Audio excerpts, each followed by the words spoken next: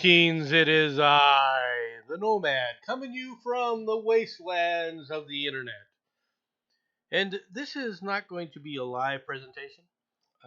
I figured I would just do a storyline that I found in the news. And I'm a bit perturbed, folks. I'm a bit perturbed because people are actually making me actually agree with someone that I find absolutely abhorrent. Oh, she's not the worst. Okay, I will admit that. But she's one of them. But she's not wrong here. Now, I know a lot of you are like, no man, what are you referring to? What could you possibly be talking about in this case? What could be rising to your ire or causing ire to rise? Well, it's right here, folks. Sarah Silverman is pissed about a slew of SAG-AFTRA interim agreements for movies with stars during the strike. Yes, ladies and gentlemen, actor-comedian Sarah Silverman, someone who is just a leftist lunatic to the max, all right, is confused about the large number of projects that have been granted interim agreements by SAG-AFTRA. That's, by the way, the union for the Actors Guild, Screen Actors Guild, basically the union, to film during the actors' strike. And she's not alone. I'm feel effing pissed off, and I know I must not be understanding something. There are like 40 movies being made right now, Silverman said in a video posted on Instagram Thursday night. When SAG joined the strike, it's movie stars aren't making movies for you anymore. Now what are you going to do? Well, they're making movies. What the F? Deadline's list, which is being updated daily, features 102 movies and television titles, the vast majority of them movies, right, that have been given permission to shoot since the SAG-AFTRA, work stoppage began on July 14th, with casts featuring a number of Oscar winners. Movie stars are making movies because they're independent movies, and SAG is allowing it because if they do sell it to streaming, it has to be because streaming is abiding by all the things we're asking for, Silverman said, using air quotes around independent. That's just working. The strike ends when they come to the table and we make a deal in an agreement. Okay. This is an accurate assessment from Sarah Silverman. If you are part of a union and your union goes on strike, even if you disagree with the rest of the union, you, if you're going to be a part of that union, have to learn to abide by the strike. You don't go searching, all right, for special little things for yourself. Now, I understand why they were being given permission. I understand all the ins and outs of this, but it this goes to the very core. How are you going to win in a strike arrangement against these studios if the studios can continue doing whatever it is you don't like, as if they're not even affected?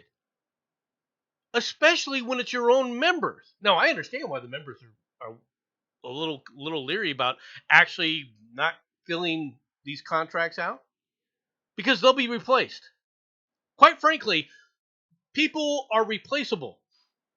There's plenty of actors and actresses out there that aren't AI, and AI is a part of this, but it's that aren't AI that can fill in a lot of these roles, and they're not part of the union, so they don't have to listen to this. This is why the union was all bent out of shape trying to list a bunch of quote unquote influencers from YouTube and give them direction as to what they should and shouldn't do, even when they're not part of the union. But how are you going to win against these studios, all right, if you can't remain united?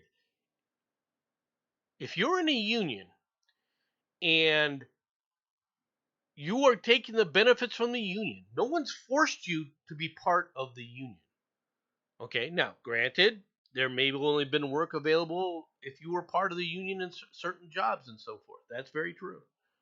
So maybe that was the benefit of being in the union. But you have to take the good with the bad if you're actually going to work within a union. Now, I know many people are like wondering, how could Nomad be saying this? Nomad is basically an anti-union thug. He's a strikebreaker. He's one of those people who actually despises unions. And there's legitimacy to that statement. In general, I do despise unions. In general, because unions are necessary when there's problems with the work environment.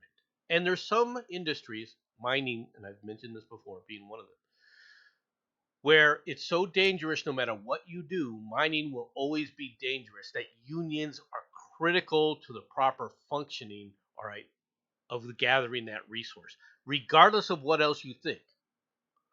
You're never going to make mining, all right, non-dangerous.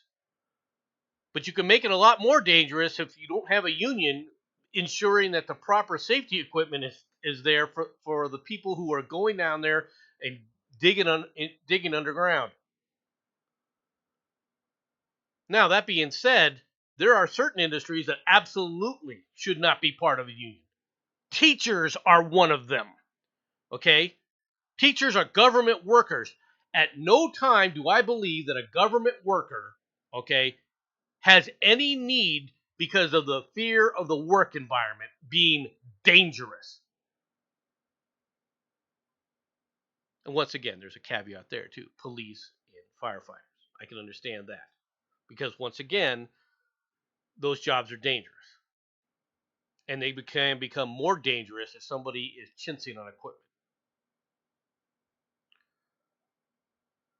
But do I believe in the Screen Actors Guild as a whole? No. Do I believe in the Writers Guild of America? No, not really. I don't. Why? Because the work environment is never the issue. Oh, it keeps getting brought up, but to be honest, the work environment's not part of the issue. So I have to actually lower myself to actually agree with Sarah Silverman here. These people need to be shut down. You can't have it both ways. And for all of the posturing, all right, by Fran Drescher about how they're going to take it, this isn't taking it to the studios, and it's certainly not taking it to Bob Iger. Sorry, girl. You're on your own. You done screwed this up royally, all right? And you need to sit up there and have a come to Jesus moment with what you guys are doing, because this is an absolute atrocity. Thanks for listening.